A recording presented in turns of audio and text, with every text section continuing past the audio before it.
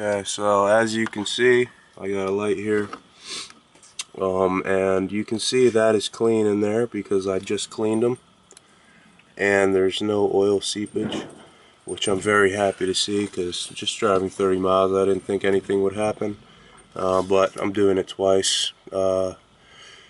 So I guess it's kind of good because you get to see what I'm doing now, because the first time I didn't take the video. You can see my Victor Reigns seals are in excellent condition because they're brand new.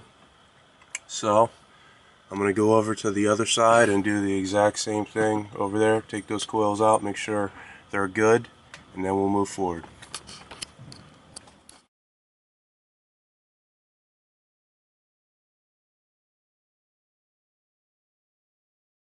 So what I'm doing here is the other side. Just like the last side, I'm going to check the wells, make sure there's no oil in them, set my coil packs aside, to go back and label all these wires to the harness.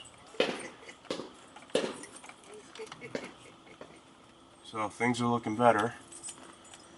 We're getting there, slowly but surely.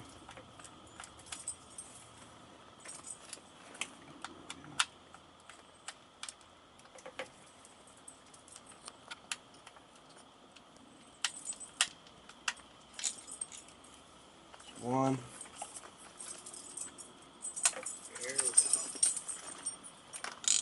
Two. Three. So all the bolts are out for the coils. I'll do unhook them.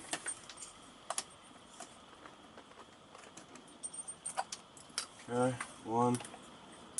Now you got to be careful with these connectors. I already broke one tab. I mean, pretty much push down just very lightly and pull. One was stuck, so I lifted up on it and just slightly, and it popped off. And that's this one, so you can tell I don't have to even, there's no tab to push.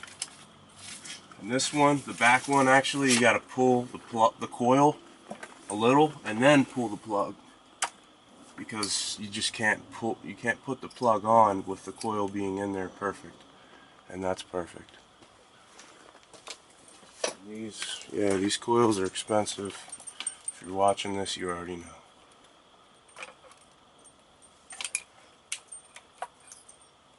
Good.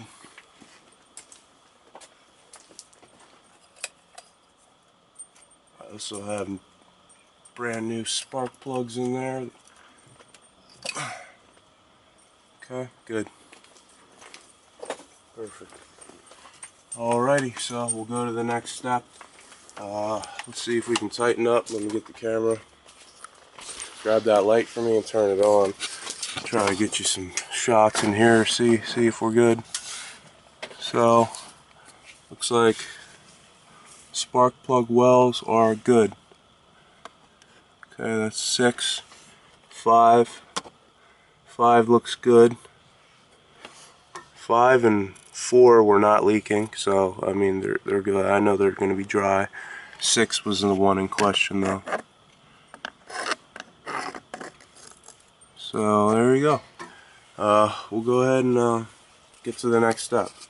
For the guys doing upper and intake lower manifold gaskets and PVC valve, PVC elbow, you're going to want to leave these on, leave your fuel rail on. Okay, this is a mistake I made before. Leave all these on, your fuel rail bolts. This comes out in one piece. You want to just take this 1, 2, 1 and 2, okay, and then 3 and 4. It's only 4 bolts. 1, 2, 3, 4. And you want to lift that off, and it'll come off in one piece. You also want to take off this connector. I'm not doing that because, as we know, I'm doing the valve cover. But you'll take this connector off, and this connector here, and everything will just lift off. Now, you're not going to be able to lift it off totally because this is your fuel rail, this is your fuel line. Your fuel rail, this is your fuel line. And that goes all the way over here. Like I said before, I didn't want to take that off because I didn't have the tool to do it. Those plastic tools, they don't work for this fuel rail. You have to get an OEM style. The company is OEM, and it's a 5/8. And my man Steven Manifold on YouTube, shout out to him. He's the one that helped me out get this far, and he really knows what he's doing when it comes to the Lincoln LS. So you can refer to his video upon how to take off the fuel rail. But right under there you'll find the PCV valve and the PCV elbow. Once you lift this up, you can keep the fuel rail on the fuel line. You'll just have to kind of move. You'll have to take off this bracket right here. Okay, you're gonna see this bolt, and this bolt is kind of annoying to get to. I don't know if you can see it, but you'll see it when you get down there.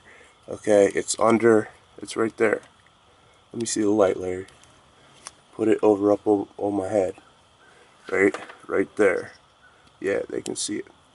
So that's where that is. I suggest taking a extension and going out here and then trying to fish up through it. Don't try to stick something through here. Take an extension, and then you're going to want to put your ratchet right here. That way you can get it. But you'll have to kind of lift this up to get at that. Alright, so that's the hardest bolt to get to during this whole application. And that's for the PCV valve and the PCV elbow.